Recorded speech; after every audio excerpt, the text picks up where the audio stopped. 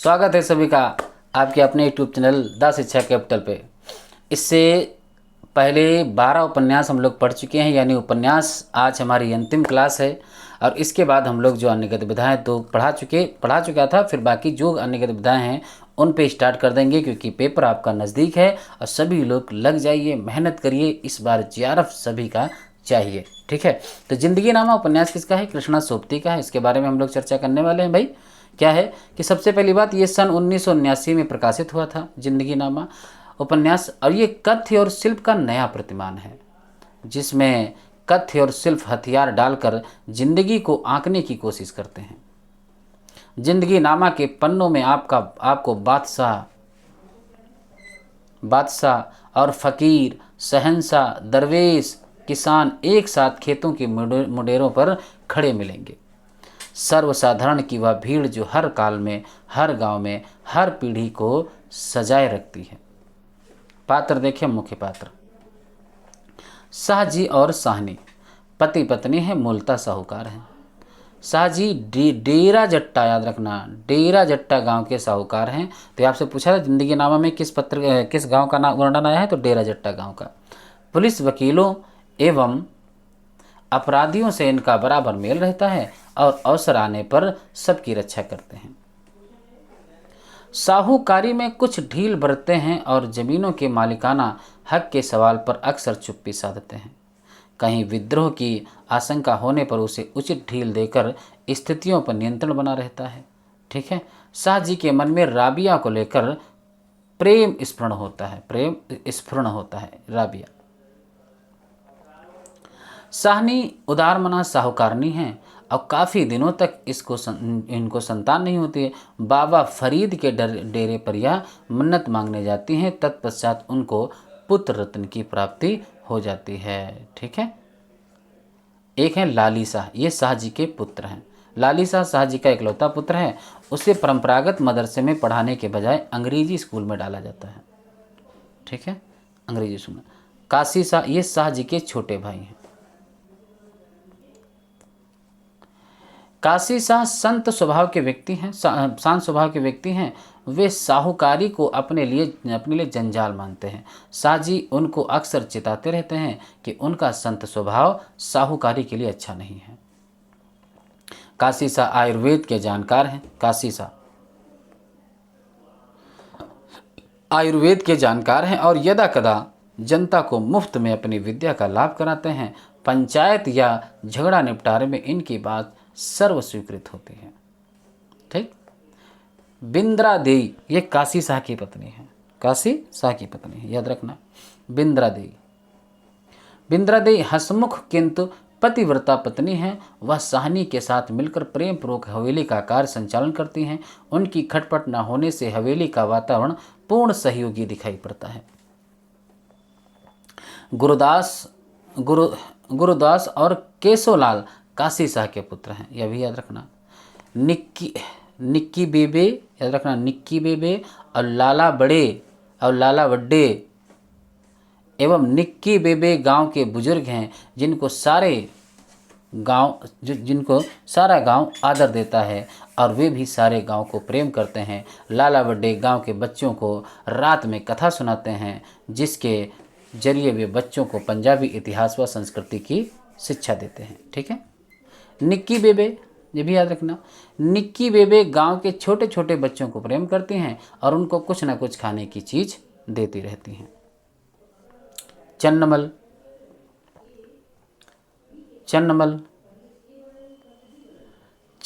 और भागमल, ये लाला वड्डे के पुत्र हैं। निक्का ये चन्नमल का पुत्र है। अरे भाई, चाची महरी, ये साहनी की सहायिका और हवेली की बुजुर्ग है।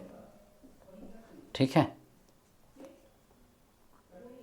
छोड़ो, ये इसका कोई मतलब नहीं। दीदार सिंह ये चाची महरी का पहला पति। गणपत शाह, ये चाची महरी का दूसरा पति। साहिब सिंह, दीदार सिंह का भाई और चाची महरी का देवर। संतो, ये पूछा जा चुका है, संतो बंतो, साहब सिंह की पत्नी। बसंतो, ये साहिब सिंह की बेटी। मलकियत सिंह, ये दीदार सिंह का बड़ा भाई। कुदरत कौर, ये मलकियत सिंह की पत्नी है। राबिया, आपसे याद रखना, राबिया शाहजी पर आ सकते हैं। राबिया आलिया की पुत्री एवं फतेह की बहन है। ठीक है, फतेह ये राबिया की बहन है, ये भी छोड़ दिए। शेरे ये फतेह का पति, याद रखना। शेरे कहानी जो इन्हीं की जो कहानी है कृष्णा सोबती की, कौन सी कहानी है जिसमें शेरे है? कौन सी है भाई कहानी, याद नहीं आ रही है। कमेंट करके बताना। कृष्णा सोबती की कहानी अपने में कौन सी लगी है?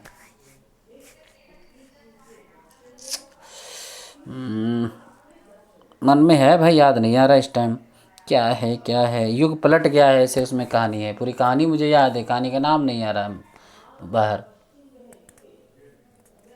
चलो, सलामत अली, अभी याद आएगा तो पता चल जाएगा। थानेदार, ठीक है। मेहर अली ज़मीन पर अधिकारों को लेकर आकर्षित युवा हैं सब। ठीक है, अगला ये करम बीबी और बरखुरदार, दादी पोता हैं। सीरी बरखुरदार की पत्नी हैं।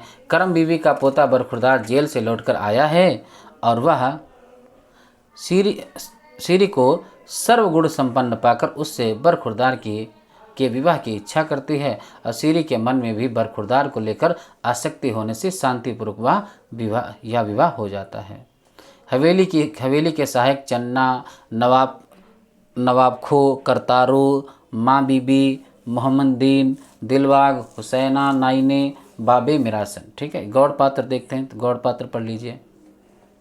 एक तो मौलवी साहब हैं, चौधरी फ़तेह अली हैं, सिकंदर वडेच हैं, चौधरी मौलादाद हैं, करमदीन हैं, मौलवी कुर्बान अली हैं, नजीब, जहादात खा, साहिब खा, फौजी दोस्त, मौलादाद, रमजान नई और करम इलाही, तैया सिंह, गुरदत्त सिंह, पटवारी ढोकमल और लंबरदार,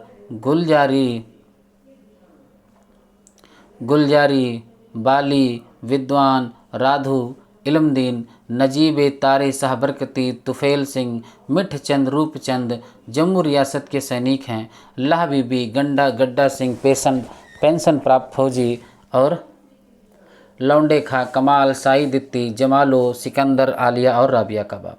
ठीक है, उपयुक्त पात्र प्रत्येक शाम को हवेली पर इकट्ठे होते हैं और देर रात तक गप्पे मारते हैं, जिनमें खालिस गप के अलावा पंजाब की तत्कालीन स्थिति, राजनीति, इतिहास एवं संस्कृति पर भी चर्चा होती है। ठीक है, बच्चे मिट्ठी मेहरबान, चन्नी, छन्नी, निक्की, घोलू, मोहरे, सुथरे, चोखे, सानो, कालू, जगतार, दीपो, भोलू, ये सब हैं बच्चे। अच्छा, कथासार हम लोग पढ़ लेते हैं। जिंदगी नामा 1979 में किसी एक समस्या को लेकर उसके इर्द गिर्द बुना गया उपन्यास नहीं है, बल्कि इस उपन्यास में एक गांव के समग्र जीवन को चित्रित करने का प्रयास किया गया है। डेरा जट्टा नामक गांव में 20वीं शताब्दी के आरंभिक 20 वर्षों के घटनाक्रम को व्यक्त किया गया है। ठीक है, हिंदुस्तान की उत्तर पश्चिम ड्योढ़ी पर बसे पंचनद के देश पंजाब की जिंदा दिली जुझारू रवैयों को चित्रित किया गया है, जिसने सदियों से विदेशी आक्रमणकारियों का डटकर मुकाबला किया है। कृष्णा सोबती गांव के कम संसाधनों वाले किंतु सुखी जीवन को उकेरने का सफल प्रयास करती नजर आती हैं। ठीक, आगे तत्कालीन समाज की प्रमुख कृतियों एवं सामाजिक आर्थिक समस्याओं की झलक भी उपन्यास में दिखाई पड़ती है। मुख्य कसक इस बात की है कि जो जट खेती करते हैं, जमीनें उनकी नहीं हैं, उनको अपनी उपज का एक बड़ा हिस्सा साहूकारों को दे देना पड़ता है। साहूकार कुछ करते नहीं, सिर्फ जमीन होने के कारण उनकी उपज का सबसे बड़ा हिस्सा ले लेते हैं।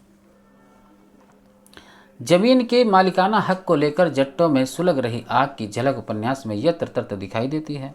सूदखोरों के चुंगल में फंसे गरीब गुरबों की बेबसी दिखाई देती है। गरीब साहूकार से खेती या विवाह या बीमारी आदि के लिए कर्ज लेते हैं और वे तो उसका ब्याज चुकाते ही हैं, उनके बच्चे भी चुकाते हैं और उनके पोते भी चुकाते हैं, किंतु सूद नहीं निपटता।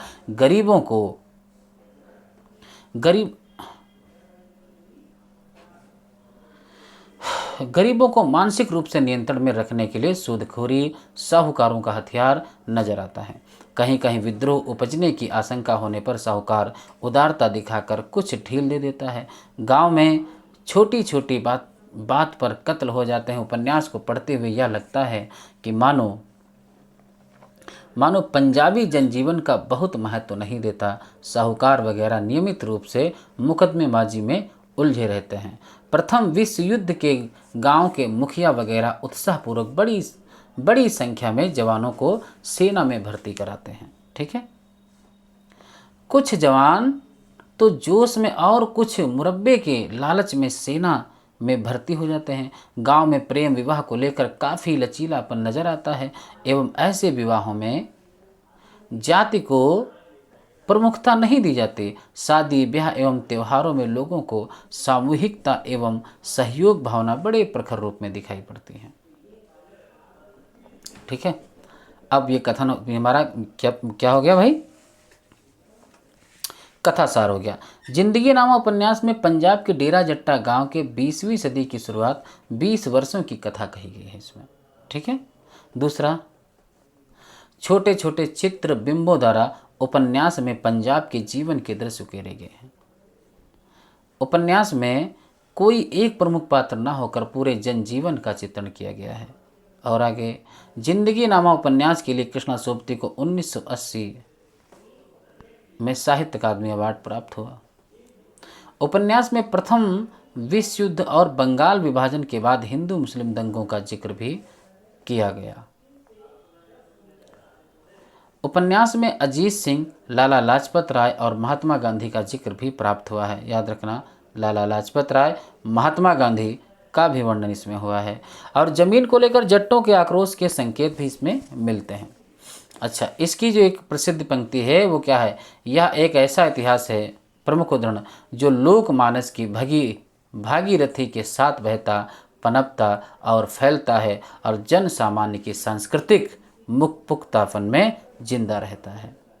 नोट, इस उपन्यास की शुरुआत कविताओं से होती है और इन कविताओं के माध्यम से इस उपन्यास की संवेदना की मुकम्मल तस्वीर उभरती है। सबसे पहली पंक्ति गुरु गोविंद सिंह की आती है कि जब दूसरे सब रास्ते कारगर ना हो सके तो जुल्म के खिलाफ तलवार उठा लेना जायज़ है। गुरु गोविंद सिंह जी की ये पंक्ति है। ठीक है, आपको याद रखना है। अब यहाँ से शुरुआत होती है कि इतिहास जो नहीं है और इतिहास जो है वह नहीं, जो हुकूमतों की तख्तगाहों में प्रमाणों और सबूतों के साथ ऐतिहासिक खातों में दर्ज कर सुरक्षित कर दिया जाता है, बल्कि वह जो लोकमानस की भागीरथी के साथ साथ बहता और पनपता है और फैलता है और जन सामान्य की सांस्कृतिक पुख्तापन में जिंदा रहता है। गलबहियों सी उमड़ती, मचलती और दूध भरी छातियों सी चनाब और जेहलम की धरती, जहाँ का हर मेहनतकश बादशाह अपने सिर के साफ को अपना ताज समझ संभालता रहा और अपने खेतों को अपना रिजक समझ लिया, सत्करता रहा। ऐसे भागी भरे पूरे पंजाब की धरती पर जहर की कांगे घिर आई हैं। देखते देखते लाखों कदमों के हुजूम उठ धाए, चढ़ाइयाँ बहुत बार हुई, बहुत बार हमलावारों से सामने बहुत बार राजपाट बदले, पर चौड़े सीने वाले ने कड़े जिगरे वालों ने कभी हौसले नहीं गंवाए। मरने और मारने से खौफ नहीं खाए, पर आज क्या सूरमाओं के सिक्के बदल गए।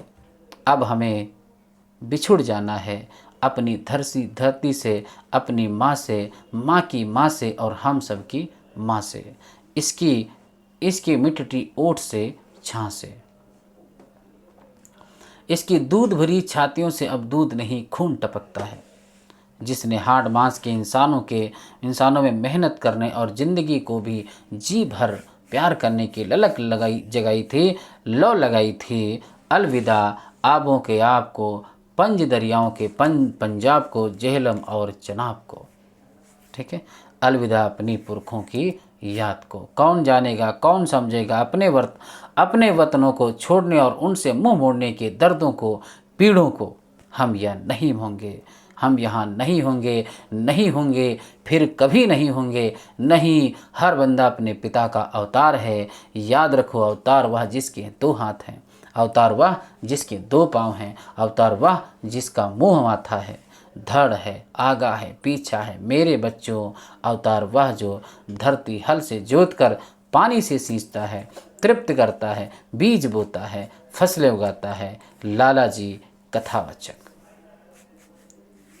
अच्छा, एक और ये पूछा था, बच्चों युग 4 होते हैं, लाला जी कथावाचक जो हैं। ऊपर तो वो कविता की शुरुआत है, ये लाला जी का कथावाचक है। ये भी उसी में ये कहते हैं कि सोता हुआ कलयुग, छोड़ता हुआ द्वापर, और खड़ा हुआ त्रेता, और चलता हुआ सतयुग।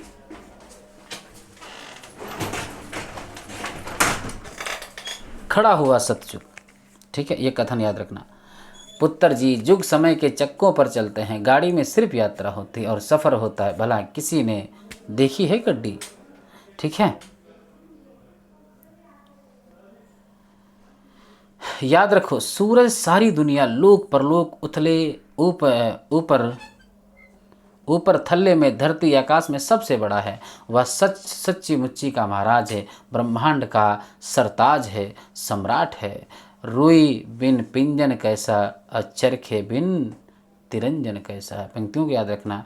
कुदरते खुदाबंदी का यकीन दिलाने के लिए मूसा ने बड़े बड़े मौजज़े दिखाए। आसमानों को कैसा बुलंद और बाआब बनाया। सूरज के जरिए रात और दिन की तारीकी और रोशनी का इंतजाम किया। सतह ज़मीन को बिछाकर इस पर पहाड़ कायम किए। आसमान से पानी बरसाया और ज़मीन में सब्जा उगाया, सब्जी उगाया भाई, सब्जा नहीं सब्जी, सब्जी उगाया। सतह ज़मीन की अगर एक वसी फर्श से मिसाल दी जाए तो इस पर पहाड़ों को ऐसा समझा जाएगा कि गोया फर्श को अपनी जगह रखने के लिए मेखें गाड़ती हों। आसमानों की हकीकत ख्वाह कुछ भी समझी जाए, मगर एक उनके वजूद और उनकी मजबूती में किसी मुकर्रा जगह के अंदर निहायत मजबूती से कायम है। कहने का मतलब यह है कि शहंशाह सुल्तान बदले, बादशाहतें बदली, हुकूमतें बदली, पर मुंडो ना बदली मुल्कों की खलकतें। क्यों चौधरी जी? ठीक है,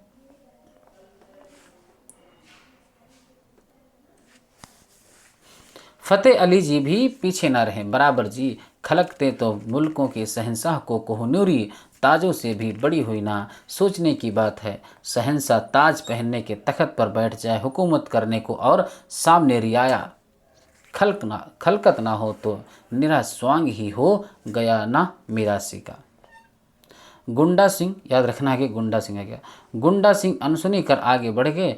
अखबार या कहती है कि अखबार वाह कहती है। ओए, सरकार से भी बड़ी हो गई ये बकबकोनियाँ, कुत्ते खानियाँ, अखबारें। हुकूमत के सिर चढ़ बैठा स्याही चूस छापा खाना। शाहजी बोले कि चौधरी जी, मालिया उगराहने के लिए खालसा सरकार फसलों पर बोली जो है लगवाती थी। फकी फसलें खड़ी हैं तो खेतों में, और सरकार ने बोली लगवाकर नीलाम करवा दी। जो सबसे ऊंची बोली दे वह मामला इकट्ठा कर सरकारी खजाने पहुंचा दे। राज के लिए हिसाब किताब जीवियाँ फसलों का भी वही रख। बोली से उगराही ज़्यादा हो गई सो अपनी। तो ये हमारा कौन सा था, जिंदगी नामा। एक बार पढ़ लेना है बस, बाकी ज़्यादा ध्यान में नहीं रखना है। ठीक है, चलो, तो आज हमारे उपन्यास कंप्लीट हो गए हैं। अगला हम क्लास में जो उपन्यास होंगे वो क्या होंगे, अन्य गतिविधियाँ होंगे। ठीक है, चलो।